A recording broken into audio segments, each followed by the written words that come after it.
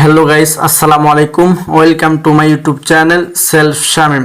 So বন্ধুরা, আমি এমন একটি প্ল্যাটফর্মকে নিয়ে আপনাদের মাঝে হাজির হয়েছি যেখানে কিনা আপনি ঘরে বসে হাতে থাকা স্মার্টফোনের মাধ্যমে প্রতি মাসে হাজার হাজার টাকা ইনকাম করতে পারবেন। সো বন্ধুরা, হ্যাঁ, এটি সত্য। আপনি যদি চান প্রতি মাসে ঘরে বসে থেকে হাতে থাকা স্মার্টফোনের মাধ্যমে প্রতি মাসে হাজার হাজার টাকা ইনকাম করতে, তাহলে অবশ্যই আমাদের চ্যানেলটি সাবস্ক্রাইব করে আমাদের চ্যানেলের পাশে থাকবেন এবং স্ক্রিনে থাকা হোয়াটসঅ্যাপ নাম্বারে আমার সঙ্গে যোগাযোগ রাখবেন। ইনশাআল্লাহ আপনাদেরকে সর্বোচ্চ সাপোর্ট দিয়ে আপনাদেরকে যোগ্য একজন লিডার হিসেবে একজন সেলফ কেরিয়ার গড়ার লক্ষ্যে তৈরি করবে ইনশাআল্লাহ। সো বন্ধুরা, চলুন দেরি না করে ভিডিওটি শুরু করা যাক। আজকের ভিডিওর মূল উদ্দেশ্য হচ্ছে, এর আগে গত ভিডিওতে আমরা দেখাইছিলাম আপনাদেরকে কিভাবে আপনারা একজন কাস্টমার সঙ্গে কিভাবে কথা বলবেন। সো বন্ধুরা, চলুন আমরা দেরি না করে ভিডিওটি শুরু করি। সো বন্ধুরা, আমরা সর্বপ্রথম নোট অ্যাপের ভিতরে ক্লিক করে ফেলব।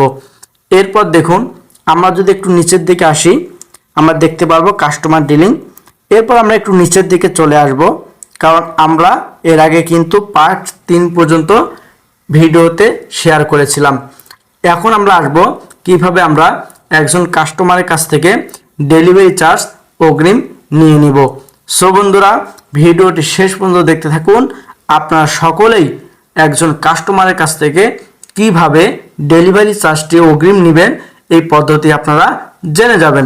সো বন্ধুরা, দেখুন, ডেলিভারি চার্জ প্রসঙ্গে ফোন কল। যখন কোনো কাস্টমার আপনাকে তার পুরো অ্যাড্রেসটুকু দিয়ে দিবে, ওই সময় কিন্তু আপনাকে একটি ফোন নাম্বার দিবে।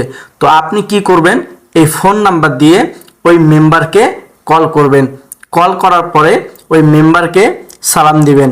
এরপর ডেলিভারি চার্জ আপনি তাকে ডেলিভারি চার্জের কথা বলে ফেলবেন। ডেলিভারি চার্জ চাওয়ার পরে যদি ওই কাস্টমারটি ডেলিভারি চার্জ না দিতে চায়, সেক্ষেত্রে আপনি কি করবেন, এই বিষয়ে কিন্তু মূলত আজকের এই ভিডিওটি দেখেন। ডেলিভারি চার্জ চাওয়ার পর রাজি হয়ে গেলে চার্জের পরিমাণ সহ আপনার বিকাশ বা নগদ নাম্বার দিয়ে দিবেন। না বললে বলবেন, ভাইয়া দেখেন, মার্কেট থেকে কিছু কিনতে গেলে কি দোকানদার আপনাকে গাড়ি ভাড়া দিয়ে দেয়? একজন কাস্টমার তখন আপনাকে অ্যান্সার দিবে না। তাহলে তো আমরা যে আপনার কাছে প্রোডাক্টটি পাঠাবো সেই গাড়ি ভাড়াটি চাচ্ছি, এটি দিবেন না।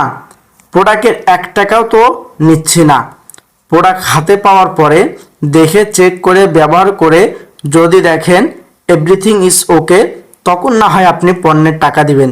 আর যদি সব ঠিক না থাকে, তখন আপনি আমাকে একটু জানাবেন ডেলিভারি ম্যান থাকা অবস্থায়, তখন আমি ওনাকে বলবো ফেরত নিয়ে আসতে। আমরা আবার আগের ডেলিভারি চার্জেই প্রোডাক্ট পরিবর্তন করে দেবো ইনশাল্লাহ।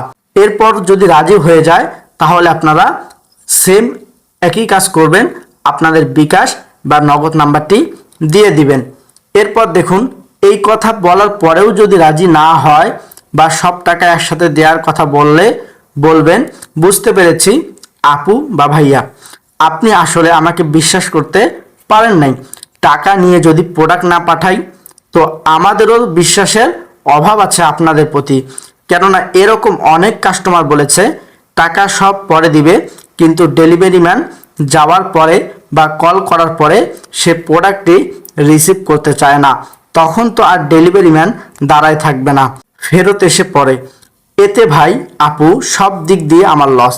যেমন তাকে আপনি উদাহরণ দিবেন, 1 নম্বর হচ্ছে আমার প্রোডাক্টটি বিক্রি হয় নাই, 2 নম্বর হচ্ছে আমার প্যাকেটিং খরচ, 3 নম্বর হচ্ছে আমার নিজ থেকে দেওয়া ডেলিভারি চার্জ, 4 নম্বর হচ্ছে ডেলিভারি ম্যানের কষ্ট, 5 নম্বর হচ্ছে কাস্টমারদের প্রতি অবিশ্বাস এবং 6 নাম্বার হচ্ছে সময় নষ্ট।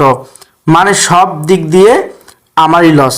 তো আপনি প্রোডাক্টটি রিসিভ করবেন, এটি শিওর থাকার জন্যই আমি ডেলিভারি চার্জটি নিয়ে অর্ডারটি কনফার্ম করতে চাচ্ছি।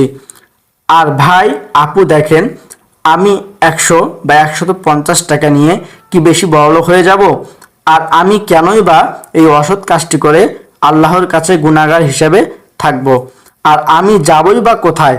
আমার number, Facebook market place, profile সবই তো আছে, যোগাযোগ তো করতে পারবেন। এগুলো বললেই আসলে ডেলিভারি চার্জটি দিয়ে দেয়।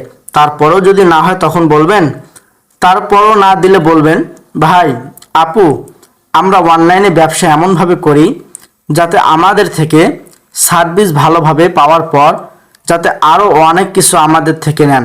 একজন পার্মানেন্ট কাস্টমার হিসাবে আপনাদের পেতে চাই। আপনারা যদি এই সেম সিস্টেমে একজন কাস্টমারের কাছ থেকে ডেলিভারি চার্জটি চেয়ে থাকেন, অবশ্যই ডেলিভারি চার্জ আপনাকে দিয়ে দিবে। আর যে ডেলিভারি চার্জ দিবে না, ওর সঙ্গে আর কোনো কথা বলার দরকার নেই। কিন্তু আমরা আজকে যে নিয়মটা আপনাদেরকে বলে দিলাম, এই নিয়মের মাধ্যমে আপনি যদি এই নিয়ম অনুযায়ী আপনার যদি একজন কাস্টমারের সঙ্গে সুন্দরভাবে কথা বলেন, আমরা আশাবাদী ওই কাস্টমারটি ডেলিভারি চার্জ দেওয়ার জন্য এক পায়ে খাড়া হয়ে যাবে।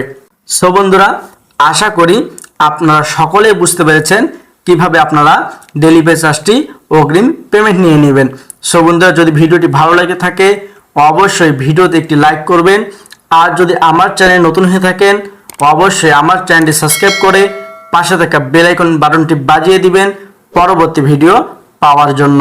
সো বন্ধুরা, যদি সেলফে আমাদের টিমের সঙ্গে কাজ করতে চান অবশ্যই স্ক্রিনে থাকা হোয়াটসঅ্যাপ নাম্বারে আমার সঙ্গে যোগাযোগ করবেন। এবং এই ভিডিওর ডেসক্রিপশনে আমার মেসেঞ্জার আইডি লিঙ্ক দেওয়া রয়েছে, আমার ইমো নাম্বার দেওয়া রয়েছে। আপনার চাইলে সেখান থেকে ক্রয় করে আমার সঙ্গে যোগাযোগ করতে পারবেন। সো বন্ধুরা, আজকের মতো বিদায় নিচ্ছি। সকলে ভালো থাকবেন, সুস্থ থাকবেন। দেখা হবে পরবর্তী কোনো ভিডিওতে। আল্লাহ হাফেজ।